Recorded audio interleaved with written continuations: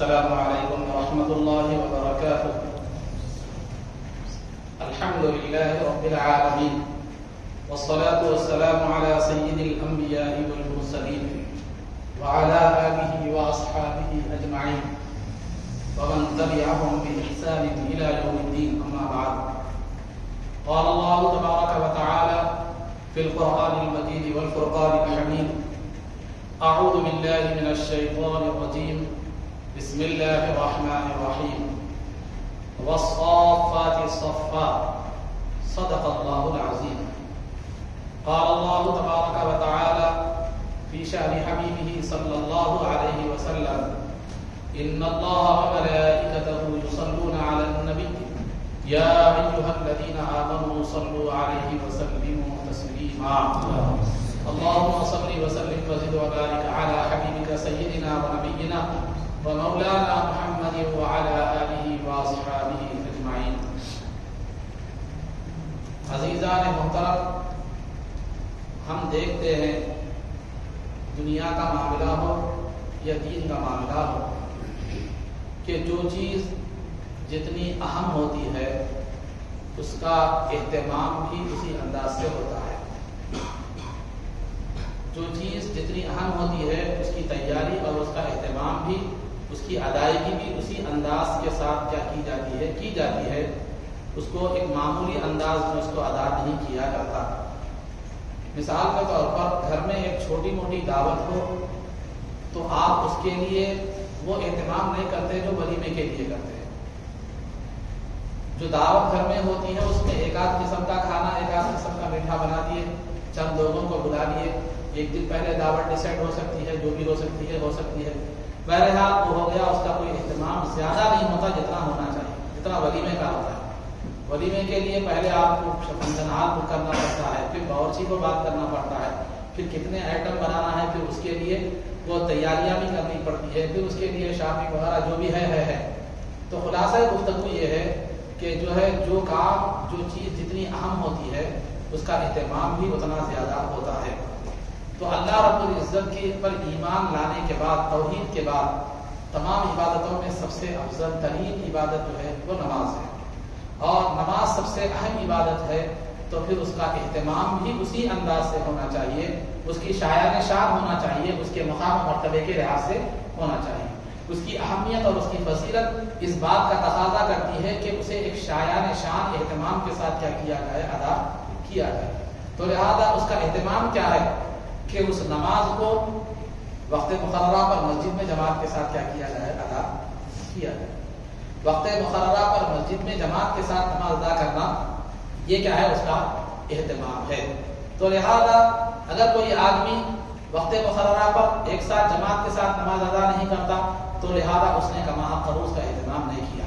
تو جو وقت مقررہ پر جماعت کے ساتھ نماز ادا نہیں کرتا تو اس کی دو صورتیں ہیں: یا تو وہ تنہا پڑھے گا تو گھر میں پڑھے گا یا مسجد میں پڑھے گا، یا جماعت کے ساتھ پڑھے گا تو بھی چھوٹی موٹی جماعت کیا کرے گا، بنا کر علیحدہ جماعت ہونے کے بعد کیا کرے گا، جماعت بنا کر پڑھے گا. تو یہ تمام چیزیں نماز کے اہتمام کے شایان شان اور لائق نہیں ہے کہ آپ مسجد میں جماعت ہونے کے بعد دوسری جماعت بنانا، اگرچہ کہ شریعت میں بقدر ضرورت اس کی اجازت ہے. وہ اس وقت کے بہت سے لوگوں کی نماز چھوٹ گئی ہو اور کبھی کبھار ایک آدھ مرتبہ ویسا ہوا ہے، تو لہذا اس کو عادت بنانا جماعت کو، جیسا کہ سعودی عرب میں اس کا جو ہے نا مزاج ہے. عام طور پر یہ عادت کیا ہوتی ہے سعودی عرب میں، جو ہے نا یہ بنا لی گئی ہے کہ نماز جماعت ہونے کے بعد بھی جماعتیں بنتی ہی رہتی ہیں. ایک مرتبہ مجھے مسجد جامع المساجد خندق کے پاس جو مسجد ہے جامع مساجد کے حوالے سے، اور ایک مرتبہ مسجد قبلتین میں جانے کا اتفاق ہوا تو وہاں پر مغرب کی نماز غالباً یہ دونوں مسجدوں میں سے کسی ایک مسجد میں نے مغرب کی نماز پڑھی. تو میں ابھی سنتیں پڑھ کر مکمل کر کے میں باہر نکل رہا ہوں تو میں اتفاق سے میری جماعت چھوٹ گئی تھی. تو میں نے کیا کیا، نماز تنہا پڑھ کے سنتیں وغیرہ پڑھ کے میں جب تک نکل رہا تھا جب تک 2 سے 3 جماعتیں ہو گئی. ہر کوئی 4 آ رہے جماعت بنانے پڑے، 4 آ رہے جماعت پڑھ رہے، 4 آ رہے جماعت بنانے پڑ رہے. تو یہ جماعت کا اہتمام ختم ہو گیا. تو یہ طریقہ کار ہمارے پاس دیکھا دیکھی، جیسا کہ ہمارے پاس ہے خربوزے کو دیکھ کے تربوزہ رنگ بدلا کرتے ہیں، تربوزے کو دیکھ کے خربوزہ رنگ بدلا. تو آج ہمارا جو ہے نا ماخذ مطلب جہاں سے ہم چیز دین کی باتیں سیکھتے ہیں وہ سوشل میڈیا ہو گیا. सोशल मीडिया पे जैसा जो कर रहे हैं देख रहे हैं वो क्या कर रहे हैं मालूम है, अपन खुद करने की उसमें जो आसानी है अपने लिए सहूलत बख्श है, अपना नफ्स जिसको जो है ना पसंद करता है वो क्या कर लिए कर ली। तो आप बोले हाँ वो है ना वो मौलाना है या नहीं है, वो हकीकत में क्या है वो नहीं देखते, बात अपनी मर्जी के मुताबिक शुरू होती है, समझे। ये हमारा तरीक़ाकार बन गया। तो लिहाजा इस वजह से भी क्या हो गया मालूम है, बहुत सी चीजें हमने सोशल मीडिया से गलत सलत सीख ली। मैं आपको बताता चलूं, कभी भी सोशल मीडिया के आलिमों पर भरोसा मत कीजिए और जो है ना हकीमों पर भरोसा मत कीजिए।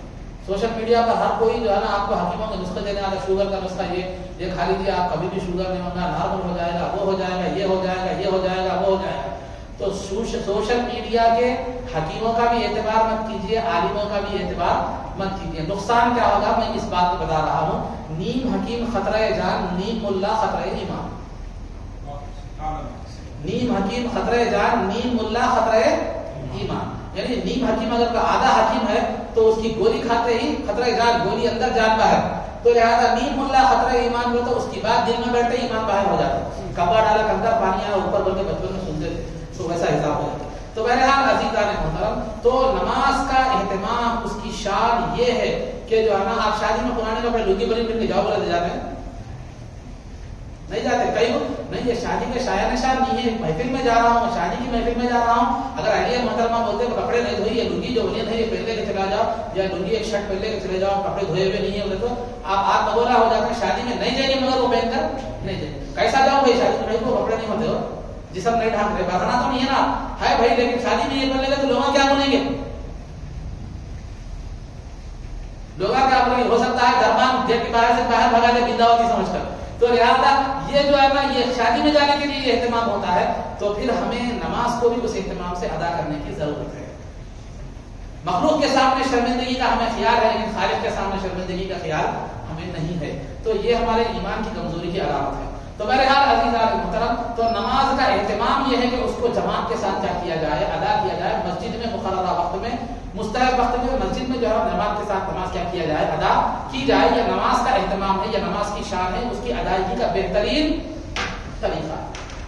खाना ठहरे ठहरे चलते चलते भी खा लेते, भूख मिट जाती, लेकिन तरीका क्या है, दस्तरखान बिछाकर बैठकर बिस्मिल्लाह पढ़कर एक तरीके से सलीके से खाया जाए। वो ठहरे ठहरे खाते खाते चलते चलते फिरते फिरते भी जो है खा ले तो पेट भर जाता, लेकिन तरीका वो जो है ना हमारे और गैर मखलूक में कोई तरीके में फर्क क्या होता है, नहीं होता। तो अलग इसी तरह जमात तन्हा पढ़े तो भी फर्जियत साबित हो जाती, छोटी जमात घर में पढ़े तो भी फर्जियत अदा हो जाती, वक्त में पढ़ रहे हैं आप तो छोटी छोटी जमात की शक्ल में पढ़ेंगे तो भी फर्जियत अदा हो जाती। लेकिन जो तरीके से जो है ना आप पढ़ना है वो तरीका नमाज का कमा कहो शायद निशान वो तरीका नहीं होता।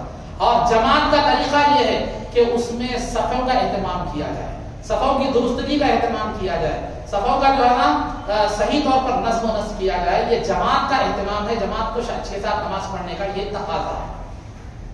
तो लिहाजा आज सफ़ों के मामले में बहुत सी खराबियां हमारे अंदर जो है ना पाई जाती है, उसके पेश नज़र ख्याल पैदा हुआ कि सफ़ों की कुछ ज़रूरी अहकाम आपके सामने बयान किए जाए और उसके मसाइल क्या है वो बयान किए जाए, उसकी अहमियत और उसकी फजीलत क्या है वो बयान की जाए। फिर हमारी जो खराबियां और गलतियां हैं उसकी क्या है मालूम है, उसका इजाले की जाए, कोशिश की जाए। इस उन्वान से, इस ख्याल से मैंने आज अपनी गुफ्तगू का उन्वान सफ़ों को बनाया। आइए सबसे पहले सफ़ की अहमियत बताता चलूं। तो अल्लाह रब्बुल इज़्ज़त ने कुरान करीम में कसम खाई कि वस्साफ़ात, सफ़ों की कसम, सफ़ों की कसम। अल्लाह रब्बुल इज़्ज़त जब किसी चीज की कसम खाता है तो वो कोई मामूली चीज क्या होती है, नहीं होती है। तो फलों में अगर किसी फल की कसम खाता है तो वो फल सब में ज्यादा मुअज़्ज़ज़ होता है, और शहरों में किसी शहर की कसम खाता है तो वो शहर सबसे ज्यादा मुअज़्ज़ज़ होता है। मखलूक में किसी चीज की कसम अल्लाह ताला खाता है तो बहुत बड़ा मुअज़्ज़ज़ होता है। तो सफ़े तो बहुत होती है, जो है ना क्यू सिस्टम तो बहुत होता है, और राशन शॉप के पास भी सख्त होती है, वजीफा लेने के लिए गए तो भी सख्त होती है, कंट्रोल शॉप के पास भी सख्त होती है, बहुत सी सफेद दुनिया में होती है। लेकिन अल्लाह ने जिस सफ की कसम खाई वो नमाज की सफ है, वो नमाज की सफ है। अब ये नमाज की सफ है तो किसकी नमाज की सफ है?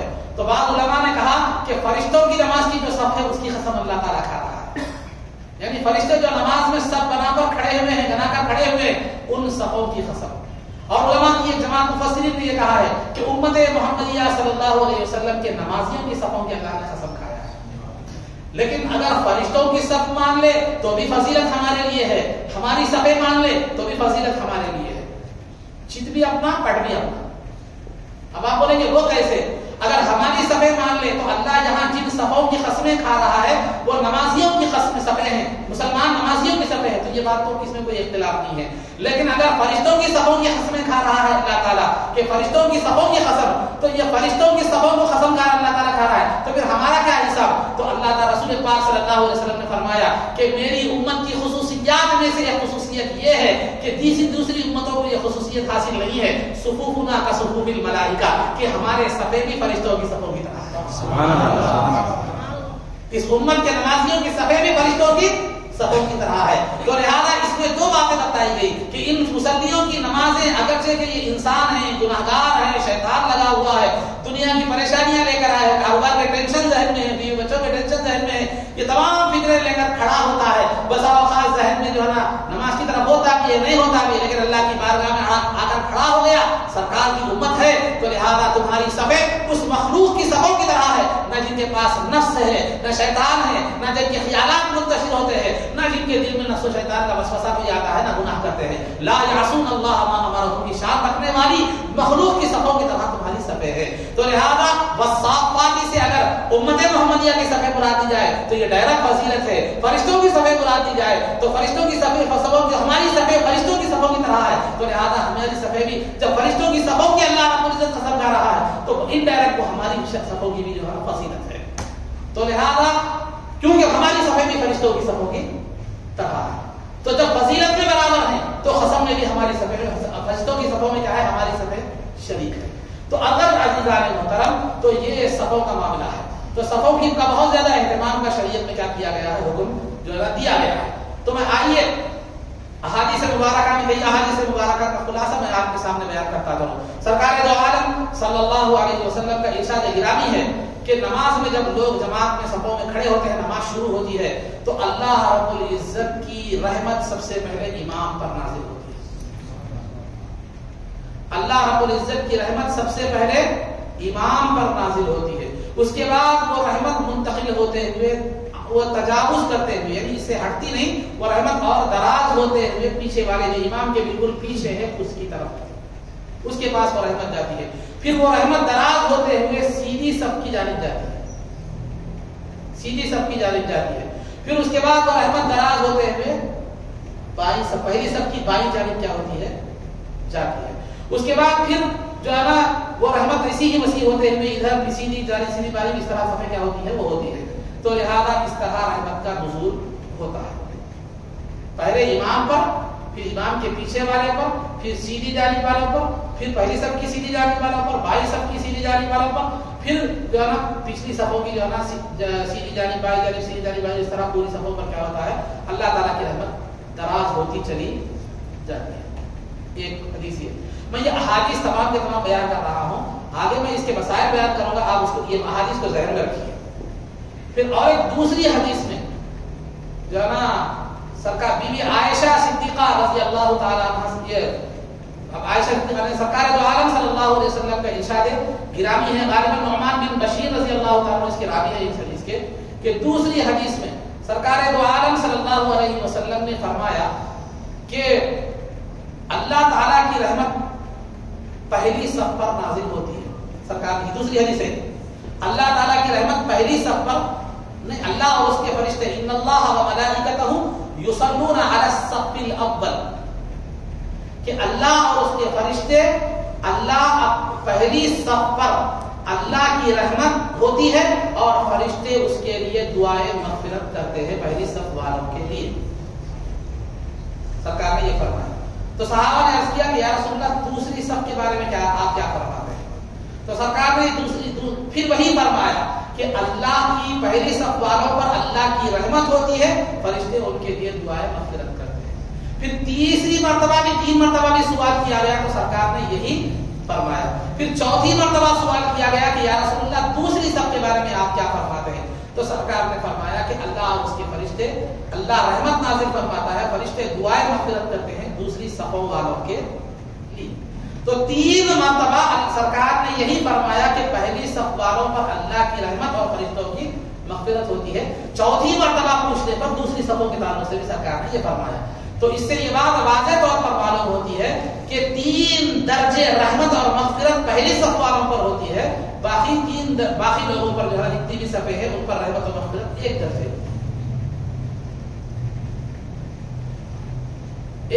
باقی پہلی صف والوں پر 3 درجے رحمت اور مغفرت ہوتی ہے. تو فرشتے پہلی صف والوں کے لیے 3 مرتبہ دعائے مغفرت کرتے ہیں, تو دوسری صف والوں کے لیے, باقی صف والوں کے لیے 1 مرتبہ دعائے. اور اگر اللہ کی رحمت پہلی صف پر 3 درجے ہوتی ہے تو وہاں پر جو ہے دوسری صف والوں پر 1/3 ہوتی ہے, یعنی 1/2 درجہ, 1 درجہ ہوتی ہے. یہ 2 حدیثیں ہوئی. پہلی حدیث امام پر نازل ہو گئی, رحمت دلالت ہو گئی پہلی. پھر دوسری حدیث پہلی صف کی فضیلت دیگر صفوں. پھر تیسری حدیث جو ہے یہ سرکار دو عالم صلی اللہ علیہ وسلم نے فرمایا کہ بی بی عائشہ صدیقہ رضی اللہ تعالی عنہا سے روایت ہے. سرکار دو عالم صلی اللہ علیہ وسلم نے فرمایا ان اللہ و ملائکتہ یصلون علی میامین الصفوف, علی میامین الصفوف, کہ اللہ رحمتیں نازل فرماتا ہے اور فرشتے مغفرتیں نازل فرماتے ہیں فرشتوں صفوں کی سیدھی جانب پر. سیدھی جانب کیسا متعین کریں گے؟ امام کی سیدھی جانب. امام کی سیدھی جانب جو پورے صفحے ہیں ان پر اللہ اور اس کے فرشتے رحمت نازل فرماتے ہیں. یہ ایک الگ خصوصی رحمت ہے جو اللہ اور اس کے فرشتے نازل فرماتے ہیں.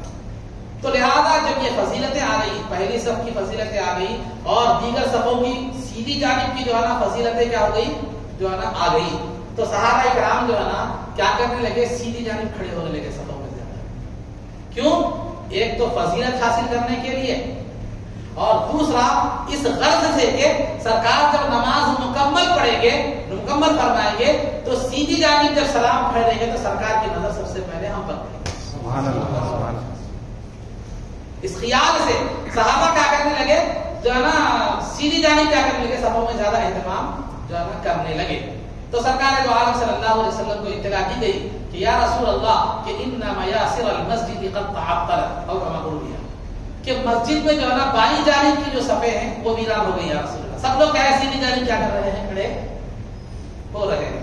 تو سرکار دو عالم صلی اللہ علیہ وسلم نے اس کے بعد ارشاد فرمایا کہ جو ہے نا من عمر میاسر المسجد کتب له من اجران من کتب له کفلین من الاجر, کہ جو مسجد کی یا صفوں کی بائیں جانب کو, لیفٹ سائڈ کو آباد کرے تو اس کے لیے دوہرا اجر,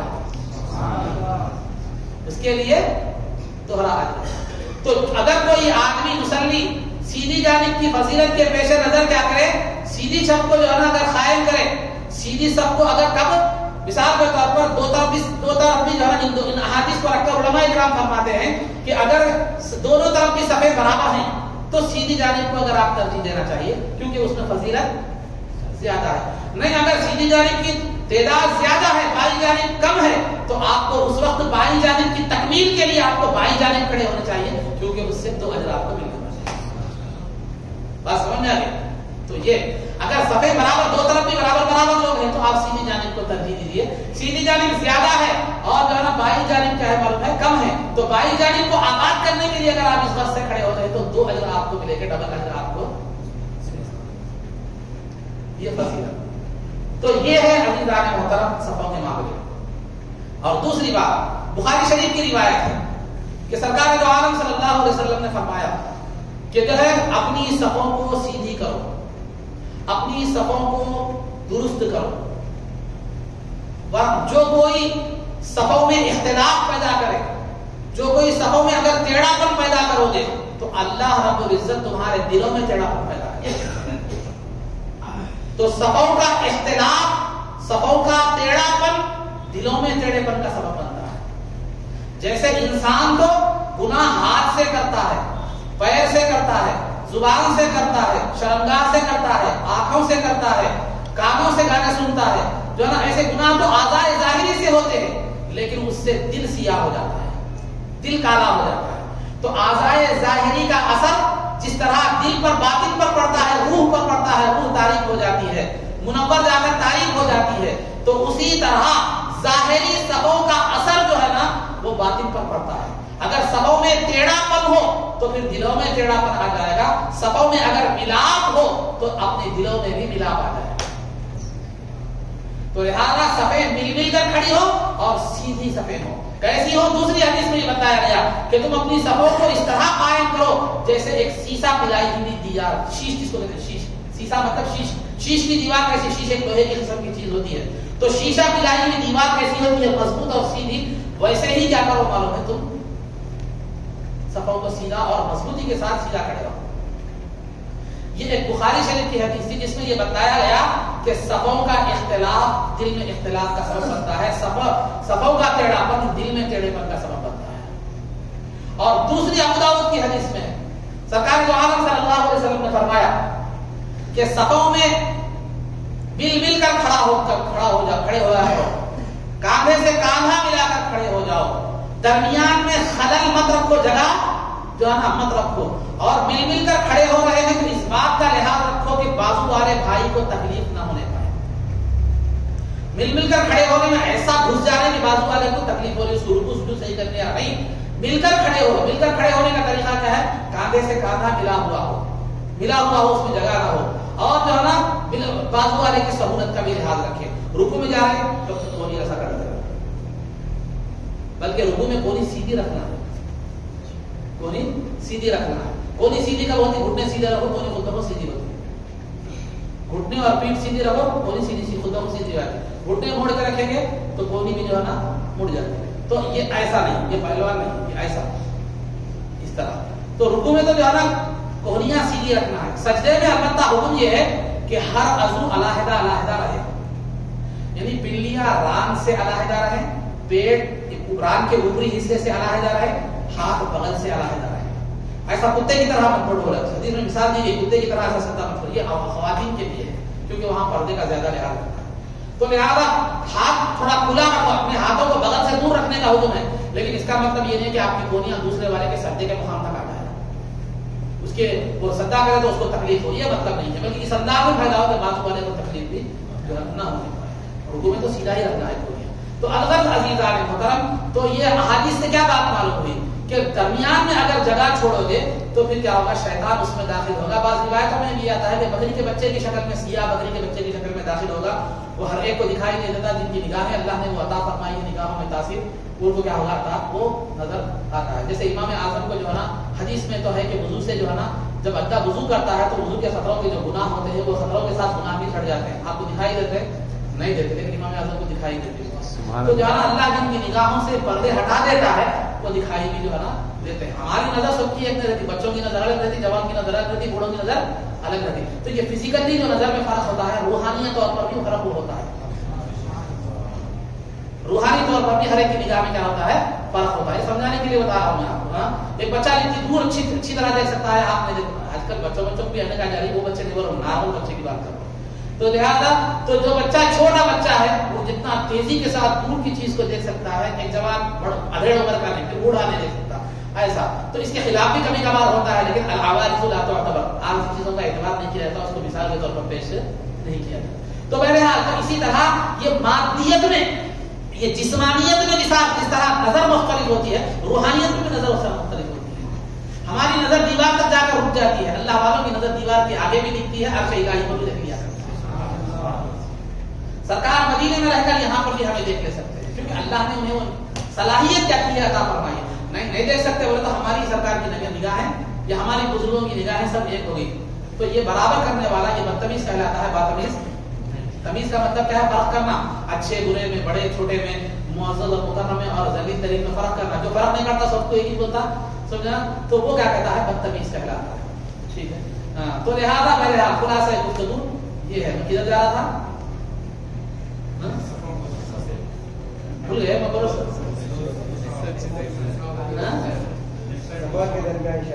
شیطان داخل, یاد ہے, ایسا نہ ہو کہ اگلا چٹ پچھلا چٹ ہو جائے. تو بہرحال تو سبوں کے درمیان جو ہے نا فاصلہ نہیں ہوتا. یہاں پر میں آپ کو اہم مسئلے کی طرف توجہ دلا رہا ہوں. پہلے تو آپ حضرات جب کھڑے ہو تو صفوں کے درمیان فاصلہ ہو. تو شیطان کیا کرتا ہے, جگہ خالی دیکھ کر کیا کرتا ہے, جو ہے نا وہاں آ جاتا ہے, آ کر کیا کرتا ہے, وسوسے ڈالنا شروع کرتا ہے. وہ موقع دیکھتا رہتا ہے. ایک لطیفہ ہے, ایک آدمی کیا کر رہا تھا, ایک آدمی کو غور سے دیکھ رہا تھا. کیا بھائی ویسا دیکھ رہا ہوں, موقع دیکھ رہا ہوں. وہ شیطان بھی ویسے کیا دیکھ رہا ہوں, یہاں تو موقع ہو رہا ہے. کیا دیکھ رہا ہو تو موقع. تو شیطان بھی ویسے موقع دیکھتا رہتا. جو ہی جو ہے نا صفوں کے درمیان میں جگہ خالی نہیں آ جاتا، آ کر کیا کرتا ہے؟ شیطان کا کام اچھا کام تو نہیں کرتا، آپ کو وسوسے پیدا کرتا ہے، دکان کی طرف لے جاتا، ادھر لے جاتا، ادھر لے جاتا، پورا نماز کیا کرتا ہے؟ آپ کی غارت کر دیتا، سبب کون بنے؟ اپن ہی بنے۔ تو لہٰذا درمیان میں جگہ مت چھوڑیے، شیطان آ کر وسوسے ڈال دیتا ہے۔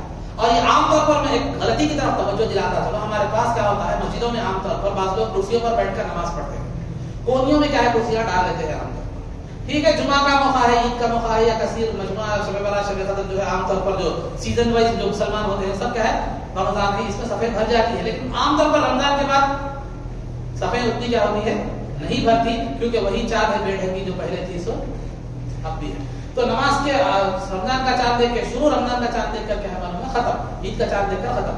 تو لہٰذا نماز کے بعد میں کیا تھا، رمضان میں ٹھیک ہے صفیں بھری ہوئی تھی، آپ کونے میں رہ گئے، سب وہاں تک آ گئی، مسئلہ ختم ہو گیا، لیکن رمضان کے بعد عام طور پر صفیں اتنا نہیں بھرتی، تو وہ جو صاحب کونے میں کرسی ڈال کر بیٹھے ہوئے تھے وہ کونے میں کے کونے میں ہی رہ جاتے ہیں، سب آدھی ہو جاتی، بیچ میں پوری جگہ خالی رہتی، ایک نہیں 10 شیطانوں کو 8 شیطانوں کو 5 شیطانوں کو ڈالنے کا موقع ہے۔ آپ بتائیے یہ سروس ہے کیا حدیث کی؟ تو لہٰذا ان حضرات کو چاہیے کہ وہ اپنی جب صفوں کے درمیان جگہ دیکھیں اور پر ہونے کی امید نہیں ہے تو کیا کریں، وہ صف میں کیا ہو جائے، شامل ہو جائے۔ یہ جگہ ایسے وہی نہ بیٹھیں جو کیا ہے معلوم ہے رجسٹری کرا لیا اور جیسا رجسٹرڈ جگہ ہے ویسا نہ بیٹھے، کیونکہ مسجد میں کوئی جگہ مختص کرنا بھی یہ آداب مسجد کے خلاف ہے۔ تو میرے یہاں عزیزان محترم تو اس طرف توجہ رکھیے، میں ان حضرات کو توجہ دلانا چاہتا ہوں جو مسجدوں میں کرسیاں کونے میں ڈال کر بیٹھتے ہیں، اب سب وہاں تک مکمل ہو رہی ہے، ٹھیک ہے آپ وہیں پر بیٹھیے، سہولت ہے جو بھی ہے اچھا ہے، دوسروں کے لیے بھی سہولت، لیکن اگر سب وہاں تک مکمل نہیں ہو رہی تو پھر آپ کو چاہیے کہ سب میں آ کر کیا ہو جائے، شامل ہو جائے، مل جائے یہ۔ اور دوسری بات جو ہے نا صفوں میں سے صفوں کو یہ کرنے کا طریقہ، صفوں کو مکمل کرنے کا طریقہ کیسے ہے؟ سب پہلے قائم کیسے کریں، سب پہلے قائم کیسے کریں؟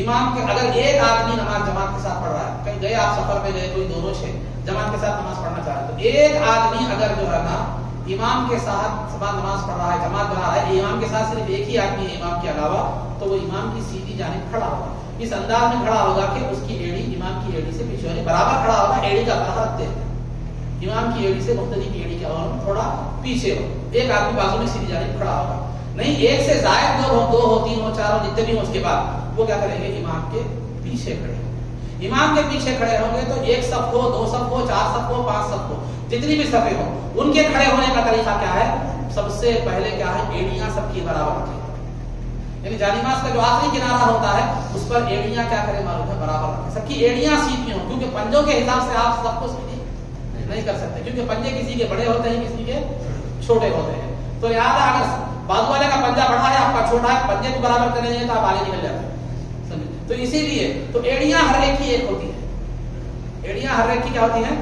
برابر ہوتی ہے، تو اسی لیے کیا کریں آپ ایڑیوں کے حساب سے صفیں قائم کریں کہ جانماز کی آخری کنارے پر سب کی ایڑیاں رکھی رکھیں، جانماز کا آخری کنارہ ہو یا جو بھی نشان لگایا ہے، آج کل تو بیچارے لوگ جو ہے نا اس پہ چاندیوں پہ جو ہے وہ نشان بھی لگا رہے ہیں، پٹی اور پٹی کے آخری کونے پر دوسرے کونے پر جو ہے نا لاسٹ کونے پر آپ اپنی ایڑیاں رکھیں، تو ایڑیوں کے ذریعے سے صفوں کو سیدھا کریں۔ پھر دوسرا صفیں بالکل سیدھی ہوں، کاندھے سے کاندھا ملا کر کھڑے ہوں اور جو ہے نا درمیان میں کوئی جگہ نہ رکھے اور کوئی آگے پیچھے نہ ہو، ایڑیاں اگر برابر ہے تو کوئی آگے پیچھے نہیں ہوتا، ہاں قدرتی طور پر کوئی پیٹ کسی کا بڑا ہے وہ ایک الگ بات ہے، وہ قدرتی طور پر اس میں آپ کا کوئی قصور نہیں ہے، آپ اپنے طور پر کیا کیجیے معلوم ہے جو ہے نا آگے مت بڑھیے، اپنے طور پر مت بڑھیے، سمجھے، آگے مت بڑھیے، تو جو ہے نا یہ صفوں کا یہ ایڑیوں کے ساتھ صفوں کو سیدھی کیجیے، کاندھے سے کاندھا ملا کر کھڑا رکھیے، کھڑی ہوئی ہے اور دوسروں کی تکلیف کا بھی لحاظ رکھیے اور درمیان میں کوئی جگہ مت رکھیے۔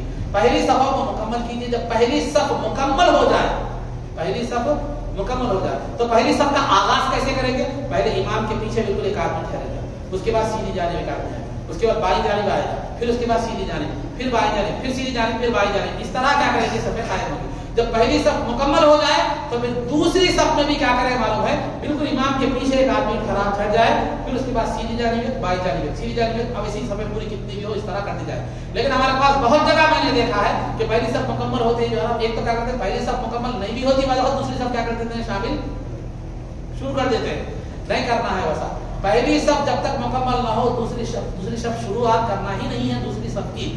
بہت سے لوگوں کا خیال کیا ہوتا ہے، اگر میں پہلی صف میں کھڑے ہو گیا تو دوسری صف میں سلام پھیرنے کے بعد یا تو کہیں بھی نماز ادا کرنے والے کھڑے ہو جاتے ہیں یا سنتیں پڑھنے کے لیے لوگ کھڑے جاتے ہیں، میرے کو باہر بھاگنا مشکل ہو جاتا ہے، مجھے جانا کیا ہوتا مشکل ہوتا ہے، لہٰذا پیچھے سے پیچھے چلے جاؤ آگے، پیچھے کی سب پہ جانے میں آسانی ہوتی نا جی، کیونکہ وہ جتنے بھی لوگ، ہر ایک ایسا نہیں ہوتا، جتنے بھی لوگ ہوتے ہیں جو بھاگنے والے ہوتے ہیں وہ سنت پڑھنے والے نہیں رہتے، بلکہ سنت پڑھنے والے بھی نہیں رہتے، سنتوں تک برداشت کرنے والے بھی نہیں رہتے، اگر اتفاق سے کوئی ٹھہر گیا تو اس کی نماز کے آگے سے گزر بھی جاتے ہیں، تو اب ٹھہرتے ہی پہلے اس طرح کہ آسانی سے بھاگنے کے لیے کیا معلوم ہے سہولت ہو، جیسے دعوت میں کہاں بیٹھتے ہیں وہ دروازہ جو بیٹھنے کا ڈائننگ ہال کا جو دروازہ رہتا ہے اس کی خرید کرسی ڈالنے پڑتی ہے، تو آتے بلاتے اندر جانے آتا جلدی تو گیٹ کے بازو میں کھڑے رہتے بلاتے جلدی اندر گھس جانے آتا، تو یہ اس طرح کیا ہو گیا مسئلہ ہو گیا، تو بہرحال تو وہ جو جانے والے حضرات ہوتے ہیں وہ سامنے صف میں جگہ رکھتے ہوئے بھی پیچھے کی صف میں کیا ہوتے ہیں کھڑے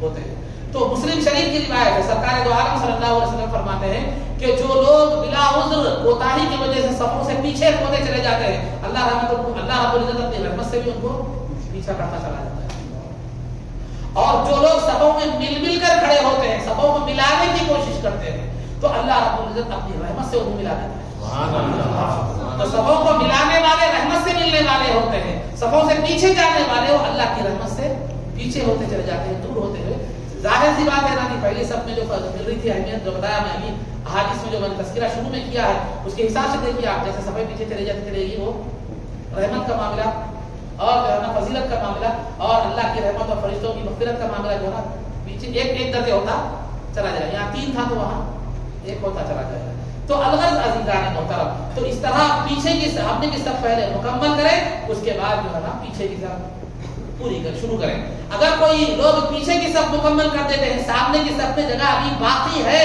تو آنے والے کو چاہیے کہ وہ سامنے کی صف میں آ جائے، اگرچہ کہ سامنے کی صف میں آنے کے لیے اس کو پیچھے کی صف والوں کی نمازیوں کے آگے سے گزرنا کیوں نہ پڑے، جیسے مثال کے طور پر یہ صف آدھی ہے، سامنے کی صف آدھی ہے، پیچھے کی صف جو ہے نا یا تو مکمل ہوگی یا تو وہ بھی آدھی ہوگی، اگر آدھی ہے وہ تھوڑا زیادہ ہے وہاں تک، یہ آدھی ہے وہ پون ہے، پیچھے کی صف سامنے کی صف آدھی ہے، پیچھے کی صف کیا ہے پون ہے سمجھیے، تو اگر آپ آنے والا سامنے سے آدمی آ رہا ہے، جب وہ سامنے کی صف میں شامل ہونا چاہتا ہے تو پیچھے کی صف والی تقریباً پاؤں صف سے اسے کیا کرنا ہے، نمازیوں کے سامنے سے کیا کرنا پڑتا ہے، گزرنا پڑتا ہے، تو گزر جائے، گزرے کوئی گناہ نہیں ہے، سامنے کی صف مکمل کرے، سامنے کی صف مکمل کرے، بلکہ فقہ کے یہاں تک بھی احکام ہے فقہ کے کہ اگر پیچھے کی صف پوری کمپلیٹ بھی ہوگی، سامنے کی صف میں جگہ ہے، تو پیچھے سے آنے والا اس صف کو چیرتے ہوئے آ کر سامنے کی صف مکمل کرے، لہذا یہ اہمیت ہے، پہلے سامنے کی صف کو مکمل کرے، اس کے بعد کیا کرے، پیچھے کی صفوں کو کیا کرتا جائے، مکمل کرتا چلا جائے، جب مردوں کی صفیں مکمل ہو جائے تو اس کے بعد بچوں کی صفیں، مردوں کی صفیں جب مکمل ہو جائے بالغ مردوں کی، تو اس کے بعد بچوں کی صفیں، بچوں کی بات نکلی ہے تو میں آپ کو چند ضروری باتیں آپ کے سامنے بیان کرتا چلوں کہ جو ہے نا بچوں کے معاملے میں جہاں تک بات ہے کہ ہمارے پاس چھوٹے بچوں کو کیا کرتے ہیں، مسجد میں لا لیتے ہیں، یا تو وہ طہارت سے فارغ ہو جاتے ہیں مسجد گندی کر دیتے ہیں، یا وہ باہر گندگی لے کر پیروں کو ویسے ہی مسجد میں کیا کرتے ہیں، آ جاتے ہیں، یا جو ہے اگر نماز شروع ہوتی ہے تو والد کو ستاتے رہتے ہیں، آواز کرتے رہتے ہیں، جس سے والد کی نماز بھی خراب، دوسروں کی نماز میں بھی کیا خلل پیدا ہو جاتا ہے، تو لہذا سب سے پہلی ایک غلط فہمی میں آپ کو دور کرتا چلوں، غلط مسئلہ لوگوں کے ذہن میں بیٹھ گیا ہے کہ اگر کسی صف میں بچہ آ کر کھڑا ہو جاتا ہے تو دوسروں کی نماز نہیں ٹوٹتی، یہ بات ہے، بہت سے لوگ نماز فاسد ہو جاتی بولتے بچہ آ کر جانا صف میں ٹھہر گیا تو نماز ٹوٹ جاتی، بولتے نہیں ٹوٹتی نماز، ہاں البتہ وہ بچہ گڑبڑ کرتا ہے، وہ روتا ہے، بلاتا ہے، گڑبڑ کرتا ہے، حرکت کرتا ہے، کھینچتا ہے، تاپتا ہے، تو پھر اس صورت میں خلل نماز میں ضرور کیا ہوتا ہے، پیدا ہوتا ہے، نماز کا خشوع و خضوع کیا ہو جاتا ہے، ختم ہو جاتا ہے، تو ہمارے پاس کیا ہے، 2 معاملات ہیں، جب بچے نماز کی جب ضرورت نہیں رہتی، شریعت اس وقت مسجد کو لانے کی پابندی نہیں کرتی، شریعت نہیں کہتی کہ مسجد کو لاؤ، مسجد کو لانے کی عمر نہیں ہوتی لیکن اس وقت مسجد کو لاتے ہیں، جب لانے کی عمر ہوتی ہے اس وقت نہیں لاتے، سوتے رہتا، جب لانے کی عمر ہے وہ کیا ہے معلوم ہے، نہیں لاتا، جب نہیں لانے کی عمر ہے کیا کرتا ہے، مسجد کو لاتا ہے، اب کچھ تو بولے تو وہاں ہو رہا نا، وہ ملک میں ہو رہا نا، یہ ملک میں ہو رہا نا، یہاں ہو رہا نا، وہاں ہو رہا نا، ہمارے کو ملک نہیں دیکھنا ہے، تہذیب نہیں دیکھنا ہے، ثقافت دیکھنا ہے، شریعت کیا ہوتی ہے وہ دیکھنا ہے، شریعت کیا ہوتی ہے، تو شریعت کیا ہوتی ہے؟ پہلے بچوں کو لایا، کس عمر میں لایا مسجد کو؟ حدیث شریف میں سرکار دو عالم صلی اللہ علیہ وسلم کا ارشاد گرامی ہے، مروا اولادکم وهم ابناء 7 سنین واضربوهم علیہا وهم ابناء 10 سنین، اور کما قال علیہ الصلوۃ والسلام کہ اپنی اولاد جب 7 سال کی عمر کو پہنچے تو ان کو نماز کا حکم دو، نماز کا کیا کرو؟ حکم دو، اور جب اولاد 10 سال کی ہو جاؤ تو انہیں ہلکا سا تھپا مارو نماز نہ پڑھنے میں، تاکہ جب وہ بڑے ہو جائیں تو نماز کے عادی ہو جائے۔ تو ان احادیث کی روشنی میں فقہاء اکرام کہتے ہیں کہ 7 سال سے کم عمر کے بچوں کو مسجد میں لانے کی اجازت ہی نہیں ہے۔ 7 سال سے کم عمر کے بچوں کو مسجد میں لانے کی ہی اجازت نہیں ہے۔ مسجد میں ایک بچے کو لانے کی عمر کیا ہے؟ وہ 7 سال ہے۔ وہ بھی 7 سال کے بچے کو اس وقت آپ مسجد میں لا سکتے ہیں جب وہ مسجد گندی نہ کرتا ہو اور مسجد کا احترام ملحوظ رکھتا ہو، خاموش بیٹھتا ہو، خاموش بیٹھتا ہو یا گڑبڑ نہ کرتا ہو۔ بعض بچے ہوتے ہیں ویسے خاموش رہتے ہیں، بٹھائے بیٹھ جاتے ہیں، جا رہتے ہیں، وہ تربیت کا ایک اثر ہوتا ہے، تو بعض بچوں کا مزاج بھی ہوتا ہے۔ اگر 7 سال کا بچہ بھی مسجد کو گندا کرتا ہے یا باہر سے کیچڑ کے پیر لے کر مسجد میں آ جاتا ہے یا طہارت پیشاب وغیرہ کر دیتا ہے تو گڑبڑ کرتا ہے مسجد میں، تو احترام باقی نہیں رکھتا، تو 7 سال کے بچوں کو بھی مسجد میں لانے کی اجازت نہیں۔ اب ہمارے پاس کیا کرتے ہیں؟ چھوٹے بچیوں کو بھی لاتے ہیں، بچوں کو بھی لاتے ہیں۔ جو ہے چھوٹے بچوں کو لاتے ہیں، ہم چھوٹا رہتا اس کو پیچھے کی صف میں کھڑا نہیں کر سکتے کیونکہ کہیں چلا جائے گا، آپ کو رونا شروع کر دیا کچھ بھی، تو لازمی طور پر کیا کرتے ہیں؟ بازو میں کھڑا کر لیتے ہیں، بازو میں کھڑا کر کے اب خود کی نماز بھی ہمارا، دوسروں کی نماز بھی حاصل کیا، اس کی بھی نماز نہیں، بچے کی بھی، خود کی بھی نہیں، دوسروں کی بھی۔ اگر کچھ بولنے کے لیے جاؤ تو بعض لوگ جہالت پر آ جاتے ہیں، لڑائی جھگڑے تک بات کیا ہے معلوم ہے پہنچ جاتی ہے۔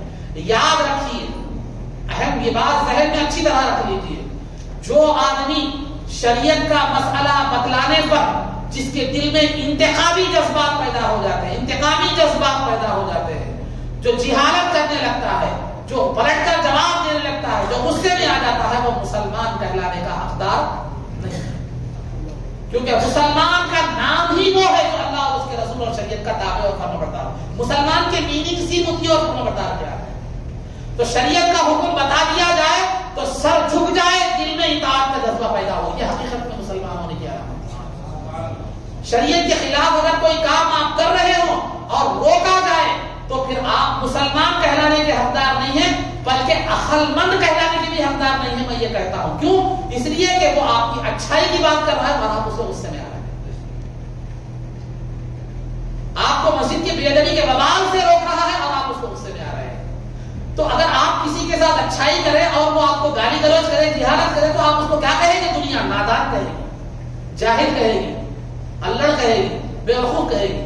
تو لہذا شریعت کا مسئلہ بتلانے پر ہمارا سر شریعت کے سامنے جھک جانا چاہیے اور دل میں اطاعت کا جذبہ پیدا ہونا چاہیے، یہ حقیقت میں مسلمانوں نے کیا، ورنہ مسلمان کہلانے کے ہم حقدار نہیں۔ میں کافر نہیں کہہ رہا ہوں، لیکن اپنا نام مسلمان رکھنے کا حق آپ نے ادا نہیں کیا۔ مثال کے طور پر ماڈر لینڈ میں ایک آدمی کیا کرا، دکان لگایا بورڈر پارٹس کی، اوپر جینیون پارٹس بول کے لکھا، بیچ رہا ڈپلیکیٹ پارٹس۔ ایک میکینک تھا، ٹیکنیشین تھا، جاننے والا تھا، آ کے دیا، کیا نہیں ہے یہ جینیون پارٹ ہے، ڈپلیکیٹ ہے نام یہاں، تو کیا بولے گا ہونا؟ ارے نام بدل دو اپنی جگہ، دکان کا جینیون لکھ کے ڈپلیکیٹ دے رہے، دکان کے جینیون کا نام کیوں رکھے؟ جینیون پارٹ میں کیوں رکھ رہے ہیں آپ؟ ڈپلیکیٹ بیچ رہے ہیں، نام پہلے بدل دو اپنے اس کا۔ تو لہذا تم جینیون پارٹ جو عبارت تم نے لکھی ہے وہ تمہاری دکان کے بورڈ پہ رہنے کے قابل نہیں ہے، کیونکہ تمہارا معاملہ اندر ویسا نہیں ہے۔ تو نام مسلمان ہو لیکن شریعت کا حکم دیا جائے تو نفس اگر انتقامی کارروائی کرتا ہو یا انتقامی جذبہ پیدا ہوتا ہو تو وہ ابھی سمجھو کہ اسلام کا، مسلمان کا، اسلام کا اثر ہمارے دلوں تک نہیں پہنچا، اب مسلمان کہلانے کے حقدار نہیں ہے۔ کوئی بھی شریعت کا حکم اگر دیتا ہے تو یہ مت دیکھو کہ انظر ما قال، انظر من ما قال لا تنظر من قال، عربی میں محاورہ ہے، کیا کہہ رہا ہے وہ دیکھو، کون کہہ رہا ہے یہ مت دیکھو۔ یقیناً میں برا ہوں گا، غلط ہوں گا، مجھ سے آپ کو اختلاف ہوگا، مجھ سے آپ کو بہت سی جو ہے یہ ہوں گی، لیکن میں اپنی بات نہیں بتا رہا ہوں، میری بات بتا رہا ہوں تو آپ مت مانیے، لیکن شریعت کے حوالے سے بات بتا رہا ہے تو شریعت سے تو آپ کا اختلاف نہیں ہے نا۔